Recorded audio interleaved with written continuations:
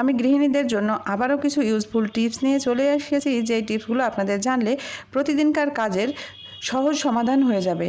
আমরা প্রতিনিয়ত কিন্তু সংসারের সাথে যুদ্ধ করে চলেছি, তো এই যুদ্ধের যেন শেষ নেই। তাই কিছু কিছু টিপস মেনে যদি সংসারের এই কাজগুলো করি, তাহলে কিন্তু আমাদের সংসারের কাজগুলো যেমন সহজ হয়ে যাবে, তেমনি কিন্তু আমাদের কাজের কষ্টও কমে যাবে, সংসার অপচয়ের হাত থেকেও রক্ষা পাবে। তাই জেনে নিন আজকের সেই গুরুত্বপূর্ণ টিপসগুলো কী কী। ভিডিওটি যদি আপনাদের কাছে ভালো লাগে, উপকারী মনে হয়, তাহলে ভিডিও দেখার পরে একটি লাইক দিয়ে দিবেন এবং আমার চ্যানেলে যারা আজকে নতুন, চ্যানেলটি সাবস্ক্রাইব করে নিতে একেবারেই ভুলবেন না। আর যদি বেশি উপকারী মনে হয়, তাহলে আপনাদের ফ্রেন্ডস এবং ফ্যামিলির মাঝে আজকের ভিডিওটি শেয়ার করে দিবেন। তো চলুন আজকে সেই গুরুত্বপূর্ণ টিপসগুলো কী কী দেখে নেওয়া যাক। বন্ধুরা, কখনো পয়সা দিয়ে মাছ কেটেছেন? পয়সা দিয়ে মাছ কেটে দেখুন আপনার সংসারের একদম খরচ কমে যাবে। সেই সাথে জেনে নিন আরও গুরুত্বপূর্ণ কিছু টিপস। প্রথম টিপস দেখুন, আমি এখানে একটি জারের ঢাকনা খুলে নিচ্ছি। কিছুতেই খোলা সম্ভব হচ্ছে না, কেননা কোনো জ্যাম বা জেলি বা কোনো মধুর এরকম জার এতটা এয়ারটাইট হয়ে যায়, এটা কিন্তু খোলা যায় না। মাঝে মাঝে এটা কিন্তু হয়। তো এটা খোলার জন্য আপনারা শুধু শুধু কষ্ট করবেন না, হাতের কাছে যদি এরকম টাকা আটকানো যে রাবারগুলো থাকে, সেটা এইভাবে এই জারের মুখে লাগিয়ে দেন, তারপরে খোলেন, দেখবেন সহজে খোলা হয়ে যাবে।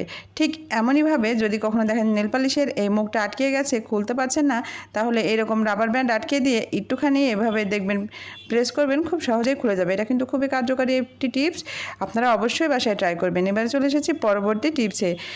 বন্ধুরা, বর্তমানে তো কচুরলতি সবাই খায়। কচুরলতি খুবই জনপ্রিয় একটি খাবার। আপনি চিংড়ি মাছের সাথে রান্না করুন বা ইলিশ মাছ দিয়ে রান্না করুন, যেভাবেই করুন না কেন খুবই মজা লাগে। তো কচুরলতি কিন্তু অনেকেই খেতে চায় না বা পছন্দ করেন না। এটা ছোলা অনেকটা কষ্ট আর সময় সাপেক্ষ ব্যাপার। তো আজকে আমি কচুরলতি পরিষ্কার করার সব থেকে সহজ উপায় আপনাদের সাথে শেয়ার করছি। এভাবে কচুরলতি পরিষ্কার করেই দেখবেন কচুরলতি যেমন দ্রুত পরিষ্কার হবে, তেমনি সময়টাও বেঁচে যাবে। দেখুন, এখানে নিয়েছি আমি একটি স্টিলের মাজনি। আমরা থালা বাসন মাজার ক্ষেত্রে যে স্টিলের মাজনিগুলো ব্যবহার করি, সেটাই নিয়ে নিচ্ছি। আর এটা দিয়েই শুধু আমি উল্টা সাইড দিয়ে পেছন দিকে এভাবে টান দিচ্ছি। আপনারা খেয়াল করেছেন হয়তো আমি কোন সাইডটা ধরেছি। যেই সাইডে মাথার দিকটা, সেই সাইডটা আমি ডান হাত দিয়ে ধরেছি, আর উল্টা দিক দিয়ে এভাবে চাপ দিচ্ছি। দেখুন কত সহজে এই খোসাগুলো কিন্তু উঠে যাচ্ছে। আর পরবর্তীতে এই যে মাজনিটা ভাবছেন যে পরিষ্কার করা কষ্ট হবে, কোনোই কষ্ট হবে না। মাজনিটা শুধু এভাবে হাত দিয়ে টান দিবেন, এর উপরে রাশগুলো উঠে আসবে। দেখুন কত সহজে আমি একটি কচুরলতি পরিষ্কার করে নিলাম। এভাবে কিন্তু আপনারা কেজি কেজি কচুরলতি পরিষ্কার করতে পারবেন শুধুমাত্র এইরকম স্টিলের মাজনি দিয়ে। তো আমি আরেকটু ফিনিশিং আনার জন্য আরেকটা ঘষা দিলাম। দেখুন কতটা পরিষ্কার হয়ে গেল। এভাবে করলে দেখা যায় কচুরলতির উপরে শুধু স্কিনটা উঠে যায়, কচুরলতির কিন্তু এতটুকু নষ্ট হয় না, ক্ষয়ক্ষতি হয় না। আপনারা অবশ্যই ট্রাই করবেন। এখন থেকে কচুরলতি পরিষ্কার করা কোনো ব্যাপারই আপনাদের কাছে মনে হবে না। এবারে চলে এসেছি পরবর্তী টিপসে। আমরা যখন কিচেন টাওয়াল ব্যবহার করি, কিচেন টাওয়াল দেখা যায় যে আমরা এভাবে খোলাই কিচেনে রেখে দিই। তো কিচেনের তেলাপোকার টিকটিকি কিন্তু থাকেই। তো তেলাপোকার টিকটিকি কিচেন টাওয়ালের উপরে যদি হেঁটে বেড়ায়, তাহলে কিন্তু এই কিচেন টাওয়ালটা দিয়ে আপনি আর অন্য কিছু করতে পারবেন না বা করতে রুচি হবে না। দেখা যাবে রোগ জীবাণু ব্যাকটেরিয়া ছড়াবে। তো আপনি এইভাবে কিচেন টাওয়ালের ওপরে দুটো রাবার আটকিয়ে দিবেন। আমি দুই সাইডে দুটো রাবার আটকিয়ে দিয়েছি, আর এর ভেতর থেকে যে কাগজের রোলটা থাকে সেই রোলটা ফেলে দিয়েছি। এবারে মাঝখান থেকে আমি কিচেন টাওয়ালটা এভাবে উঠিয়ে নিলাম। তারপরে যেটা করেছি, এখানে নিয়েছি আমি একটি বক্স। এটা নিয়েছি মাস্কের বক্স। আপনারা যে কোনো এরকম বক্স নিতে পারেন, কোনো সমস্যা নেই। আর বক্সের মুখটা এইভাবে ছোট্ট করে কেটে নিতে হবে। খুব বেশি বড় করে কাটলে কিন্তু হবে না। বেশি বড় করে কাটলে কিন্তু তেলাপোকার টিকটিকি এর ভেতরে প্রবেশ করবে, তাই ছোট করে কেটে নেবেন। তো আমার কাছে কিচেন টাওয়াল বর্তমানে শেষ হয়ে গেছে, আমি টয়লেট টিস্যু দিয়েই এটা দেখাচ্ছি। এভাবে আটকে নিয়ে এইভাবে আপনাদের যখন কিচেন টাওয়াল দরকার হবে, ভেতর থেকে টেনে নেবেন। দেখবেন ধুলাবালি পোকামাকড় কোনো কিছুই এই টিস্যুর উপরে পড়বে না। সেক্ষেত্রে কিন্তু আপনারা খাবার রাখলেও কোনো রকম সমস্যা হবে না। তো রোগ জীবাণু থেকে বাঁচতে অবশ্যই এই টিপসটি কাজে লাগাতে পারেন। এবারে চলে যাচ্ছি পরবর্তী টিপসে। দেখুন, এরকম মাঝে মাঝে হয় যে বড় বলে তরকারি ঢেলেছেন, অথচ ছোট চামচটা হওয়ার কারণে চামচটা বারবারই তরকারির ভিতরে পড়ে যাচ্ছে। পাশে অনেক মেহমান আসলে এরকম হয়, কিন্তু চামচের শর্ট পড়ে যায়। তো তখন আপনারা করবেন, এইভাবে চামচটার গোড়ায় একটি রাবার ব্যান্ড আটকিয়ে দিবেন।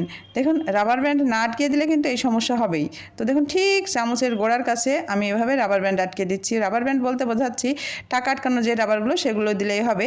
দেওয়ার পরে চামচটা আপনি এইভাবে তরকারির পাশে রেখে দিবেন। দেখবেন এটা আর গড়ে চামচের মধ্যে পড়বে না, মানে তরকারির ভিতরে পড়ে যাবে না চামচটা। আশা করছি এই ছোট্ট টিপসটা কাজে দিবে। এবারে চলে যাচ্ছি পরবর্তী টিপসে। এখানে নিয়েছি আমি একটি সাবান। এরকম সাবান যদি আমরা এরকম সোপ কেসের ভিতরে রেখে দিই তাহলে দেখা যায় সাবানটা গলতে থাকে, বিশেষ করে কোনো গ্লিসারিন সোপ অথবা কোনো ডাব সাবান এরকম কিন্তু হয়। তো ডাব সাবান বা গ্লিসারিন যে কোনো সোপ আপনারা রাখার সময় অবশ্যই একটি টিপস কাজে লাগাবেন। সোপ কেসে যদিও নিচে 2টো ছিদ্র থাকে বা 4টি ছিদ্র থাকে, তবুও কিন্তু মাঝে মাঝে হয় না, দেখা যায় সাবানটা অতিরিক্ত গলে যায়। তো এমন কখনো হলে আপনারা নিয়ে নেবেন রাবার ব্যান্ড। আমি এখানে নিয়েছি 2টো রাবার ব্যান্ড, আপনারা 4টিও নিতে পারেন, কোনো সমস্যা নেই। তো যেহেতু এই জিনিসটা একটু ছোটো তাই আমি এই 2টো রাবার ব্যান্ডই নিয়ে দেখাচ্ছি। এবারে আমি রাবার ব্যান্ডটা নেওয়ার পরে এই সাবানটা রাবার ব্যান্ডের উপরে রেখে দিচ্ছি, তাহলে সাবানটা ভেতরের দিকে প্রবেশ করবে না আর কোনো রকম ভেজা থাকার সম্ভাবনা থাকবে না। সাবানটা দীর্ঘদিন টিকবে, সাবানটা গলে যাবে না। তো বন্ধুরা, এই টিপসটা আশা করছি আপনাদের কাজে দিবে। সংসার খরচ বাঁচাতে, অপচয় কমাতে এই টিপসটি অবশ্যই আপনারা ট্রাই করবেন। এবারে চলে যাচ্ছি পরবর্তী টিপসে। পয়সা দিয়ে মাছ কেটেছেন কখনো? পয়সা দিয়ে মাছ কেটেই দেখুন আপনার সংসারের অপচয় কিন্তু অনেকটা কমে যাবে। বন্ধুরা, আমরা কিন্তু বাজার থেকে মাছ কিনি, মাছ কেনার সময় দেখা যায় কিছু কিছু মাছ হয়ে যায় খুবই নরম। আমরা অনেকগুলো মাছ একসাথে কিনলেই দেখা যায় বাজার থেকে আনার পরে কিছু কিছু মাছ অনেকটা নরম দিয়ে দেয়, তখন কিন্তু আমরা সেই মাছটা আর ফেরতও দিতে পারি না, আমাদের কিন্তু মাছটা খেতে হয়। কিন্তু মাছটা আপনি যখনই কাটতে যাবেন দেখবেন মাছটা কিন্তু একেবারে নষ্ট হয়ে যায়। আমি এখানে ইলিশ মাছ নিয়েছি, আপনারা যে কোনো মাছের ক্ষেত্রে কিন্তু এটা ট্রাই করতে পারেন। ইলিশ মাছ নেওয়ার পরে এই মাছটা কিন্তু অনেকটা নরম, সেটা আপনাদের আমি দেখিয়ে দিচ্ছি। দেখুন, আমি এখানে মাছের আঁশটেটা উঠিয়ে নিচ্ছি পয়সার সাহায্যে। এই নরম মাছটা যদি আমি কোনো চামিচের সাহায্যে বা বটিতে ঘষে ঘষে উঠাতে যেতাম তাহলে কিন্তু এর উপর থেকে স্কিনটা কেটে কেটে যেত এবং উপর থেকে স্কিনটা উঠে যেত, সেক্ষেত্রে কিন্তু এই মাছটা আর খাওয়া হতো না। এই মাছটা নরম হওয়ার কারণে আমি পয়সা দিয়েই এভাবে মাছের উপরের আঁশটেটা উঠে নিচ্ছি। পয়সা দিয়ে আপনি এভাবে মাছের আঁশটে উঠিয়ে দেখবেন কতটা সুন্দর পরিষ্কার হয়। বন্ধুরা, আমি ওই সাইডটা পরিষ্কার করেছি এবং এই সাইডটা পরিষ্কার করছি, আর খুব দ্রুতই পরিষ্কার করছি। দ্রুত পরিষ্কার করার কারণেও কিন্তু মাছটা একেবারে নষ্ট হচ্ছে না, একেবারে নিখুঁত থাকছে।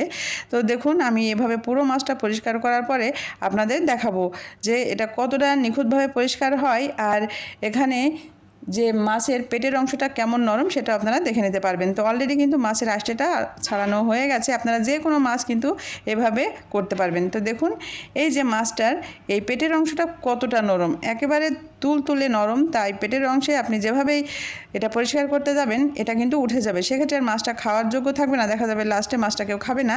যেটা দেখতে সুন্দর হয় না সেটা খেতেও কিন্তু ভালো লাগে না। তাই আপনারা এভাবে চামচ দিয়ে মাছটা পরিষ্কার না করে এভাবে পয়সা দিয়ে মাছটা পরিষ্কার করে দেখবেন, খুব সহজে পরিষ্কার হয়ে যাবে।